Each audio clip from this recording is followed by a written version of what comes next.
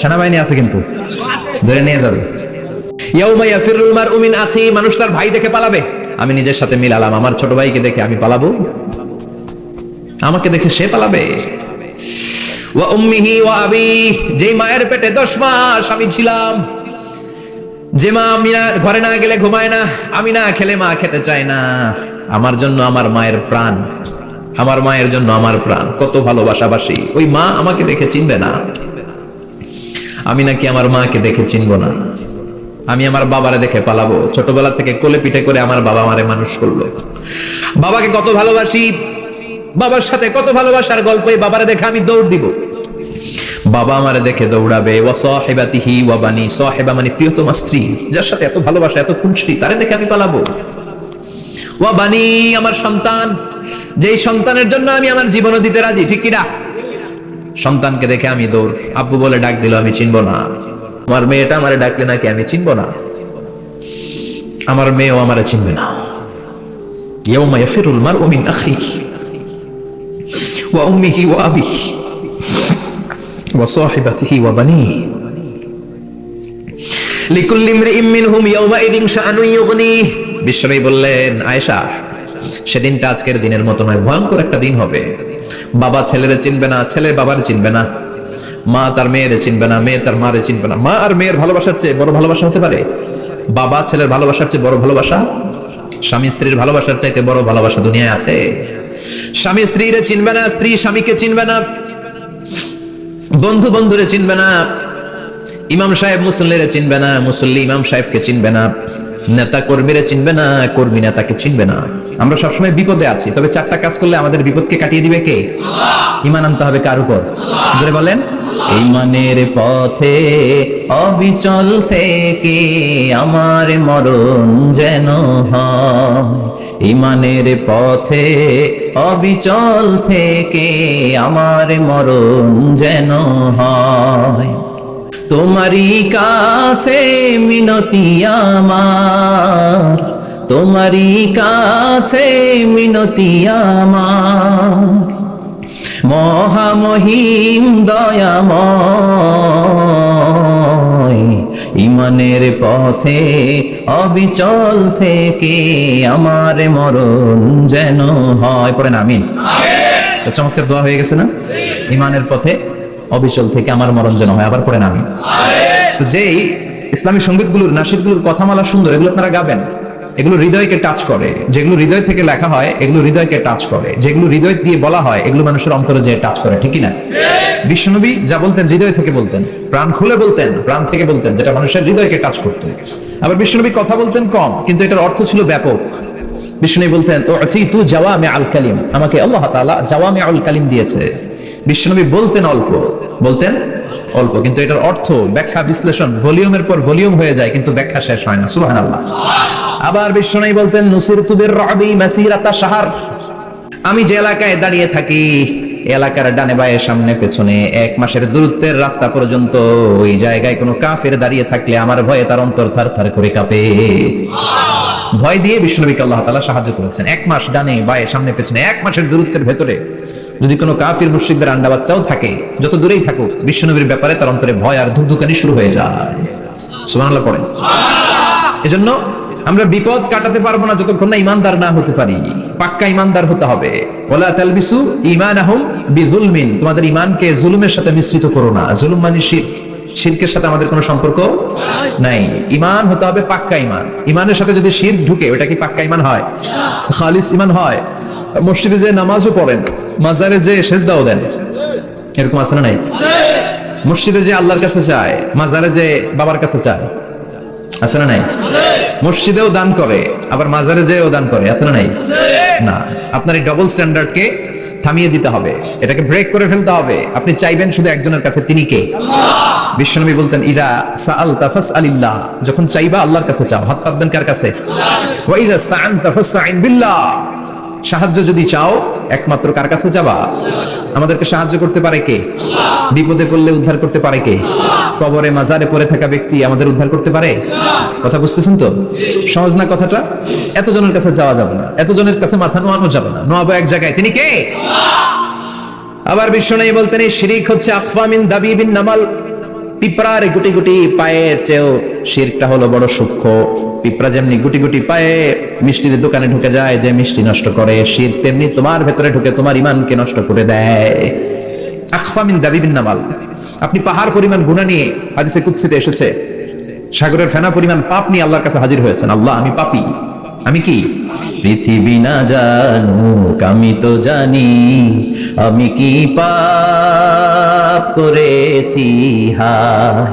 পৃথিবী না জানুক আমি তো জানি, আমি কি পাপ করেছি হায়। আমার পাপের করলে বিচার, বাঁচার উপায় নাই আমার। দয়াময় প্রভু মাফ করো আমায়, মাফ করো আমায়। পড়ে না আমি, আমরা সবাই পাপী। আমরা কি? বিষ্ণু বললেন কুল্লুকুম খাত্তাউন, তোমরা সবাই পাপী। ওয়া খায়রুল খাত্তাইন আত-তাওয়াবুন, আর এই পাপীদের মধ্যে সবচাইতে ভালো পাপী ওই পাপী যেই পাপী পাপ করার পরে তওবা করে কার কাছে? এজন্য আল্লাহ বললেন ইয়া আইয়ুহাল্লাযীনা আমানু তুবু ইলাল্লাহি তাওবাতান নাসুহা। তওবার মতো তওবা করো, কান্নার মতো কান্না করো। চোখের পানি এটা একটা খুব পাওয়ারফুল একটা জিনিস। এটা আপনার পাপকে ধুয়ে মুছে সাফ করে দেয়, আপনাকে নিষ্পাপ বানিয়ে দেয়, ঠিক কি না?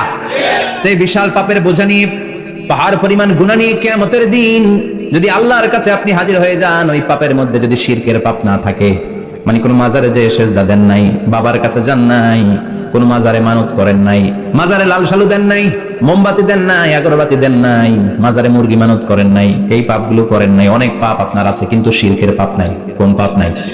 আল্লাহ বললেন হাজার কোটি পাপ নিয়ে, পাপের বোঝা নিয়ে, পাহাড় পরিমাণ অন্যায় নিয়ে, গুনাহ নিয়ে যদি আমার সামনে আসো, আর এই গুনার মধ্যে যদি শিরকের কোনো গুনাহ না থাকে, তাহলে আমি আল্লাহ পাহাড় পরিমাণ দয়ার ক্ষমা নিয়ে তোমার কাছে হাজির হয়ে যাব। সুবহানাল্লাহ। এজন্য শিরকের সাথে আমাদের কোনো সম্পর্ক এই শিরক করলে তার মাফ নাই। ইন্নাল্লাহা লা ইয়াগফিরু আন ইউশরাকা বিহি, শিরক করে ফেললে আর মাফ নাই। এটা ভয়ঙ্কর, এটা ক্যান্সারের চেয়ে ভয়ঙ্কর। ক্যান্সারের অ্যানসার আছে, শিরকের কোনো অ্যানসার নাই। লা ইন আশরাকতা লা ইয়াহবাতান্না আমালুক, যদি তুমি শিরক করো তোমার রোজা, নামাজ, হজ, যাকাত, জিকির গুলারে বাতিল করে দিবে কে? এজন্য শিরকের সাথে আমাদের সম্পর্ক আছে।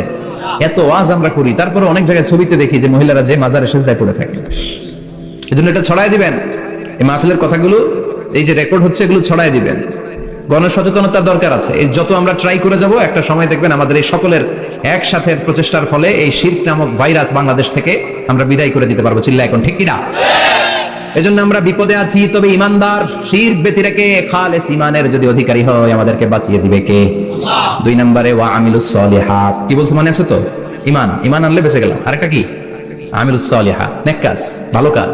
ভালো কাজ শুধু জিকির করা, নামাজ পড়া নাকি? না। আপনি কাউকে পরামর্শ দিলে এটাও ভালো কাজ। ঋণ দিবেন, ঋণ দিলে আপনার মর্যাদা বাড়ায় দিবে কে? অভুক্তকে খাওয়াবেন, বিপদে পড়লে সাহায্যের হাত বাড়িয়ে দিবেন, রাস্তায় দাঁড়িয়ে আছেন একজন পথ চেনে না, পথ দেখিয়ে দিবেন, এটা অনেক সওয়াব। সূরা ফাতিহা একজনরে পড়ায় দেন, ওই লোক সারা জীবন সূরা ফাতিহা যতবার পড়বে তার একটা পার্সেন্টেজ সওয়াব আপনার আমলনামায় দিবে কে? আল্লাহ।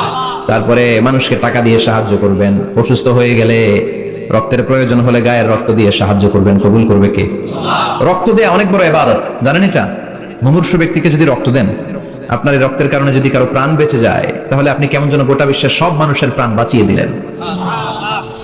একজনকে বাঁচানো মানে সবাইকে বাঁচানো, একজনকে মারা মানে সবাইকে মারা। এজন্য বিশ্বনবী বললেন আল ইনসান বুনিয়ানুম মারসুস, সব মানুষগুলো হলো আল্লাহর পক্ষ থেকে সীসা ঢালাই করা প্রাচীর। একজনকে নষ্ট করা মানে প্রাচীরটাকে ভেঙে দেয়া, ঠিক কি না?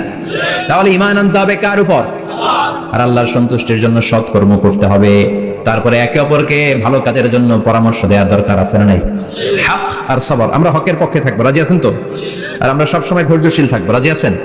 ইন্নামাস সাবর ইনদা সাদামাতিল উলা, বিপদের প্রথম ধাক্কায় ধৈর্যটা ধারণ করতে হবে। অনেকে বিপদ আসলে পেরেশান হয়ে যায়, চিল্লা ফাল্লা শুরু করে দেয়, কান্না শুরু করে দেয়, বিলাপ করে। বেশিরভাগ মহিলারা এটা করে, ঠিক কিনা? বিষ্ণু বললেন বিপদের প্রথম ধাক্কায় কেমন সবর করলা এটাই দেখার বিষয়। ইন্নামাস সাবর ইনদা সাদামাতিল উলা, বিপদের প্রথম ধাক্কায় যে সবর ধরতে পারে সেই আসল সবুর। সেই আসল কি? সবর মানে ধৈর্য ধারণকারী। বিশ্বনবী দোয়া করতেন, আল্লাহ আপনি আমারে ধৈর্যশীল বানান। আল্লাহুম্মা জাআলনি সাবুরা, ওয়াজআলনি শাকুরা, আপনি আমারে ধৈর্যশীল বানান, আপনি আমারে শুকরগুজার বানান। ওয়াজআল ফি আইনি সাগীরা ওয়া ফি আয়ুনিন নাসি কাবীরা, আমার চোখে আপনি আমারে ছোট বানান, মানুষের চোখে আমারে আপনি বড় বানান। পড়েন আমিন। আর জোরে পড়েন আমিন। চারটা ওয়াজ খেয়াল থাকবে তো? আলামিন ভাইয়ের প্রথমে কি করতে হবে? ঈমান। ঈমানের পরে সৎকর্ম, তারপরে হক আর সাবর, এগুলো মেনে চলতে হবে। রাজি আছেন তো? আর জোরে পড়েন ইনশাআল্লাহ। আসুন আমরা আল্লাহকে ফরমালি থ্যাঙ্কস দেই, শুকরিয়া জানাই, কালিমাতুশ শুকর পড়ি, আওয়াজ করে আমরা পড়ি আলহামদুলিল্লাহ। পড়েন রব্বানা লাকাল হামদ হামদান কাসীরান তাইয়িবান মুবারাকান ফীহি ইয়া রাব্বি লাকাল হামদু কামা ইয়ানবাগি লিজালালি ওয়াজহিকা ওয়া আযীমি সুলতানিকা লাকাল হামদু বিল ঈমান লাকাল হামদু বিল ইসলাম লাকাল হামদু বিল কুরআন। প্রশংসা করলাম কার? জোরে বলেন কার? সব সময় প্রশংসা করতে হবে কার? সে আল্লাহর পাঠানো সব চাইতে দামি মর্যাদাবান আসমানি কিতাবের নাম হচ্ছে কি? চিল্লায় বলেন কি নাম? এই যে সূরাতুল আসর তেলাওয়াত করেছে, কোন কিতাবে আছে? কথা বলেন। এই কোরআনটা হচ্ছে নূর, এই কোরআনটা হচ্ছে হিদায়াত, এই কোরআনটা হচ্ছে শিফা, এটা হচ্ছে আলো। এই কোরআন থেকে আলো নিয়ে নিজেদেরকে আলোকিত করতে হবে। কি করতে হবে? আলো। আলোর দরকার আছে না নাই? আলো ছাড়া কিছু দেখা যায়? এজন্য কোরআনকে আলো বানিয়ে পাঠালো কে? রব্বুল আলামিন বলেন কিতাবুন আনজালনাহু ইলাইকা লিতুখরিজান নাসা মিনাল যুলুমাতি ইলান নূর। ও নবী, একটা কিতাব পাঠালাম, যেই কিতাব অন্ধকার থেকে আপনাদেরকে আলোর দিকে নিয়ে যাবে। দিকে নিবে। জোরে বলেন। আমরা আলোর পথের সৈনিক, আমরা জান্নাতে যেতে চাই। জান্নাতে যেতে হলে যে বইটা মানতে হবে, বইটার নাম কি? তাহলে কিতাবে আল্লাহ আলো দিলেন, আবার হেদায়েত দিলেন। আল্লাহ বললেন যালিকাল কিতাবু লা রাইবা ফীহি হুদাল লিল মুত্তাকিন। হুদাল লিল মুত্তাকিন, a guide book to those who are মুত্তাকিন। তাহলে গাইড বুক পেলাম, আলো পেলাম, আবার এটার ভিতরে শেফা আছে। কি আছে? শেফা মানে সুস্থতা, শেফা মানে রেমেডি, শেফা মানে রিকভারি। আপনি অসুস্থ হলে সুস্থ করে কে? কোরআন করে যদি ফু দেন সুস্থ বানায় দিবে কে? নাকি তাবিজের ভিতরে ঢুকায় ঝুলাইবেন? ঝুলানো যাবে? পড়তে হবে। কি করবেন? যে ঘরে সূরা বাকারা তেলাওয়াত করা হয় সেখান থেকে শয়তান দৌড়ে পালায়, নাকি যেই ঘরে বাকারা ঝুলিয়ে রাখা হয়? হ্যাঁ, পড়তে হবে। পরে ফু দেন, সুস্থ করবে কে? এই কিতাবের সর্বপ্রথম যে সূরাটা আল্লাহ দিলেন, ভূমিকা সূরা, এটার নাম হচ্ছে ফাতিহা। ফাতিহা মানে কি? ভূমিকা। এই সূরাটা দিয়ে আল্লাহ এই কোরআনটাকে খুললেন। পুরো কোরআনে যা আছে এই ফাতিহার 7 আয়াতের ভিতরে তা আছে। আবার এই 7 আয়াতের ব্যাখ্যা শুরু করে দিলে 30 পারা কোরআন হয়ে যায়। কোন সুবহানাল্লাহ। আবার আল্লাহ এটার নাম বিশ্বনবী নাম দিলেন সূরাতুশ শিফা, শিফার সূরা। অসুস্থ ব্যক্তিকে সূরাতুল ফাতিহা পড়ে ফু দিলে সুস্থ করে দেয় কে? বুখারীর বর্ণনায় বিশ্বনবীর কিছু সাহাবারা মরুভূমিতে সফর করছিলেন। এক লোক অসুস্থ ছিল, কেউ কোনো জাদু মন্ত্র পড়ে ফু দিয়ে তাকে সুস্থ করতে পারছিল না। সাহাবারা বলল আমরা পারবো। সবাই বলল তোমরা বেদুইন পারবা কেমনে? যাও মিয়া। সাহাবারা বলল আমাদের কাছে এমন জিনিস আছে, এটা পড়ে ফু দিলে অসুস্থরে সুস্থ করে কে? সবাই বলে তাইলে আসো সুস্থ করো। সাহাবারা বলে তাহলে আমাদেরকে খাসি দিবা 100টা, এক পাল ছাগল দিবা। কতিফু গানাম। বিশ্বনবীর এক সাহাবী ওই সাপে দংশন করা লোকটার পাশে বসে সূরাতুল ফাতিহা পড়ে ফু দিতে দেরি মুহূর্তের মধ্যে অসুস্থ ব্যক্তিটারে সুস্থ করে দেয় কে? বিশ্বাস হয়? হ্যাঁ, বাবুল ইস্তিশফা বিল কোরআন, কোরআন দিয়ে শিফা নেওয়া। কি নেওয়া? শিফা। অসুস্থ হয়েছেন, সূরা ফাতিহা পড়েন, সূরা ইখলাস পড়েন। বিশ্বনবীর হাতে একবার বিচ্ছু কামড় দিল, বিশ্বনবী সূরাতুল ইখলাস পড়লেন, সূরাতুল ফালাক পড়লেন, নাস করে ফু দিলেন, ভালো করে দিল কে? আমরাও যারা অসুস্থ, আমরাও যদি ইখলাস ফালাক নাস করি, ফাতিহা পড়ে ফু দেয়, আমাদেরকে ভালো করবে কে? বিশ্বাস হয়? বিশ্বাস হয় না কার? দেখি সবার হয়? আল্লাহ আমাদের বিশ্বাস করো, মজবুত করো। আরো জোরে পড়ি আমিন। আসুন আমরা সরাসরি এবার তাফসীরের দিকে যাই। আমি ছোট্ট একটা সূরা তেলাওয়াত করেছি, 11টি আয়াত বিশিষ্ট। সূরাটার নাম সূরাতু আল কারিআ। কি নাম? সবাই বলেন, সবাই বলেন কি নাম? আল কারিআ। মাক্কি সূরা। কি সূরা? সবাই বলেন। মনে রাখতে হবে এই যে উনি সূরা আসর থেকে কি বললো, কি পয়েন্টস গুলো নিয়ে যেতে হবে, যে এটা এটা এটা। সূরাতুল কারিআর কি পয়েন্টস গুলো কি নিয়ে যেতে হবে, এটা এটা এটা। সূরা ফাতিহার মধ্যে আল্লাহ বেসিক কি কি পয়েন্ট হাইলাইট করেছেন, এগুলো আমাদেরকে শিখে যেতে হবে। তা না হলে শুধু আসলাম, স্লোগান দিলাম, কাঁদলাম, মোনাজাত ধরে জিলাপি নিয়ে চলে গেলাম, কোনো লাভ হইলো? কথা বলেন। তো আমরা যে সূরাটা থেকে আজকে কথা শুনতে চাই, সূরাটার নাম হচ্ছে, সবাই বলেন, আল কারিআ। আল কারিআ মানে বিকট আওয়াজ। আল কারিআ মানে কি? ভয়ঙ্কর আওয়াজ। ভয়ঙ্কর আওয়াজ শুনেন নাই কখনো? কোথায় শুনছেন? হ্যাঁ, বিজলি। ও বিজলিতে শুনছে, থান্ডার, বজ্রপাত। আসলে অনেক আওয়াজ হয়, তাই না? আপনারা আঞ্চলিক ভাষায় বিজলিরে কি বলেন? ঠেড়া। ঠেড়া। বিজলি চমকেছে, ঠিক আছে। তো সে সবচেয়ে ভয়ঙ্কর যে আওয়াজটা তার জীবনে শুনেছে সেটা হচ্ছে ঠেড়া, মানে বিজলি চমকালে যে থান্ডার, ভয়ঙ্কর আওয়াজ। আর কে কে আওয়াজ শুনছেন ভয়ঙ্কর জীবনে? হ্যাঁ, কই শুনছো? কও কিসে? বানসিরিক, ঠেড়ার ডুপ্লিকেট ভার্সন বানসিরিক। আলামিন ভাই, আপনি সবচেয়ে ভয়ঙ্কর আওয়াজ কোথায় শুনছেন শুনি? মানে সবচেয়ে ভয়ঙ্কর আপনি আওয়াজ জীবনে কোথায় শুনছেন? এই যে টিউব ফুটে গেছে, অর্থাৎ টায়ার পাংচার হলে ভয়ঙ্কর আওয়াজ হয়। চমৎকার। আসলে তো রিক্সার টায়ারের চেয়ে ট্রাকের টায়ার পাংচার হলে আরো ভয়ঙ্কর আওয়াজ। শুনছেন? রাস্তায় মাঝে মাঝে আমরা রাতকে রাত চলি, তো মাঝে মাঝে টায়ার পাংচার হয়, ভয়ঙ্কর আওয়াজ হয়, ভীষণ আওয়াজ। তার মানে বজ্রপাতে ভয়ঙ্কর আওয়াজ, ট্রাকের টায়ার পাংচার হলে ভয়ঙ্কর আওয়াজ। আর কি আওয়াজ আছে? হ্যাঁ, কি উঠলে? বাজি, বাজি, বোমা ফাটালে, ককটেল মারলে। ককটেল আছে না নাই? 30 তারিখে আছে না নাই? সেনাবাহিনী আছে কিন্তু ধরে নিয়ে যাবে। ককটেল ফাটালে ভয়ঙ্কর আওয়াজ। আর হ্যাঁ, কিসের ডাক? বাঘের আওয়াজ। তার মানে আমরা আমাদের জীবনে সবচেয়ে বড় আওয়াজ শুনেছি বজ্রপাতের আওয়াজ। কেউ শুনেছি ট্রাকের টায়ার পাংচার হলে বিকট আওয়াজ। কেউ শুনেছি মহাসমাবেশের ভেতরে যখন ককটেল ফোটানো হয় ওই আওয়াজ। আল্লাহ বললেন এগুলো তো ছোট আওয়াজ, কিয়ামতের দিন এমন বিকট একটা আওয়াজ আমি দেব, এটার নাম আল কারিয়া। এটার নাম ক্লিয়ার? বুঝা গেছে? ওই আওয়াজ দুনিয়ার আওয়াজের মতো না। মাঝে মাঝে বাতাসের ধাক্কায় দরজা সাটাস করে লাগে, আওয়াজ হয় না? টায়ার পাংচার হলে আওয়াজ হয়।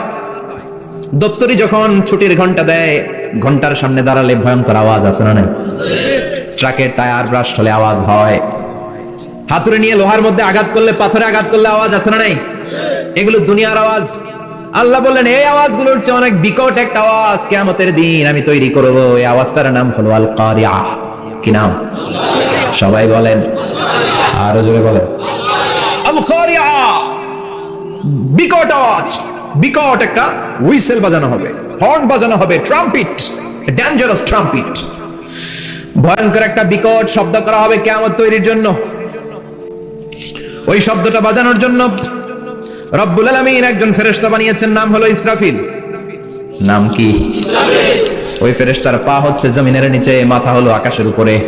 ওই কিয়ামতের দিন ইদা নুফিখা ফি সূরি নাফখা ওয়াহিদা, যখন ওই সিংহের মধ্যে ফুৎকার দেয়া হবে, আল কারিয়া, বিকট আওয়াজটা হবে। এই ফেরেশতার নাম হচ্ছে মালাকুস সূর, সিংহের ফেরেশতা। এই ফেরেশতার নাম ইসরাফিল। ফেরেশতার নাম সবাই বলেন। এই বিশাল ফেরেশতাকে 3টা হুইসেল দেওয়ার জন্য আল্লাহ বানিয়েছেন। কয়টা? সবাই বলেন। তার ডিউটি হচ্ছে 3টা হুইসেল দিবে, হর্ন বাজাবে 3টা। গাড়িতে সামনে জ্যাম হয়ে গেলে ড্রাইভাররা কি করে? হর্ন দেয়। সে একটা হর্ন দিবে, একটা হুইসেল দিবে, একটা ট্রাম্পিট বাজাবে। ওইটাকে আরবিতে বলে সূর।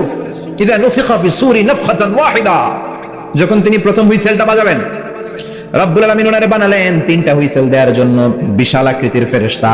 এই ফেরেশতাকে সৃষ্টি করার পর থেকে 2 ঠোঁটের মাঝখানে হুইসেলটা নিয়ে ফেরেশতা আল্লাহর আরশের দিকে তাকিয়ে আছে। He is just waiting for the green signal. আল্লাহর অর্ডার কখন আসবে? আসলেই একটা ফু দিবে। সুবহানাল্লাহ করবেন না? এই ফুটা দেওয়ার জন্য সে এখনো, ঠিক যে মুহূর্তে আমরা এখন তাফসীর শুনছি, সেই মুহূর্তে ইসরাফিল কি করতেছে? 2 ঠোঁটের মাঝখানে ওই হুইসেলটাকে রেখে জাস্ট অবজার্ভিং দ্য আরশ, আরশের দিকে তাকিয়ে আছে। যখন আল্লাহ বলবে শুরু করো, প্রসিড, মুহূর্তের মধ্যে হুইসেল বাজাবে। আর ওই হুইসেলের আওয়াজটাকে আরবিতে বলে আল কারিয়া। কি বলে?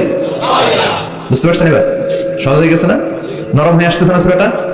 আল কারিয়া তার মানে বিকট আওয়াজ, বিকট হর্ন বাজানো হবে, ট্রাম্পিট দেয়া হবে, বিকট হুইসেল দেয়া হবে। এই আওয়াজটা দুনিয়ার দপ্তরির ঘন্টা বাজানোর আওয়াজের মতো না।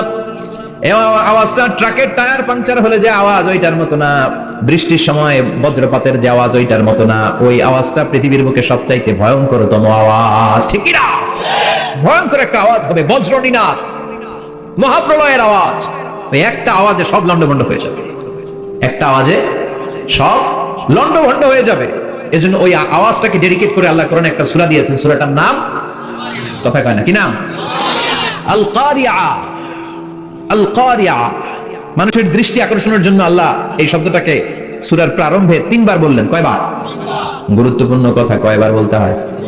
বিশ্বনবী কোন কথায় যখন এমফাসাইজ করতেন, গুরুত্ব দিতেন, তিনি কয়বার বলতেন? এই সূরাটা নাজিল হয়েছে মক্কায়।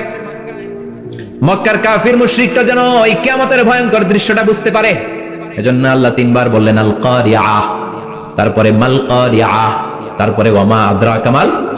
সবাই বলেন, প্রথমে বললেন আল, তারপরে মাল, ওয়ামা আদরাকা মাল।